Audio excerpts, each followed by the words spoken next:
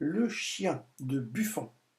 Le chien, indépendamment de la beauté de sa forme, de la vivacité, de la force, de la légèreté, a par excellence toutes les qualités intérieures qui peuvent lui attirer les regards de l'homme.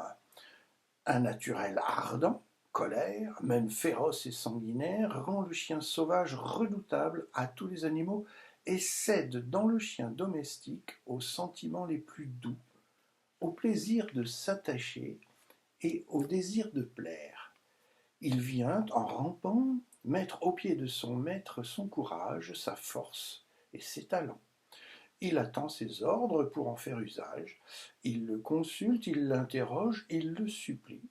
Un coup d'œil suffit. Il entend les signes de sa volonté. Il est tout zèle, toute ardeur, toute obéissance. Plus sensible au souvenir des bienfaits qu'à celui des outrages, il ne se rebute pas par les mauvais traitements. Il les subit, les oublie, ou ne s'en souvient que pour s'attacher davantage. Loin de s'irriter ou de fuir, il lèche cette main, instrument de douleur, qui vient de le frapper. Il ne lui oppose que la plainte et la désarme enfin par la patience et la soumission.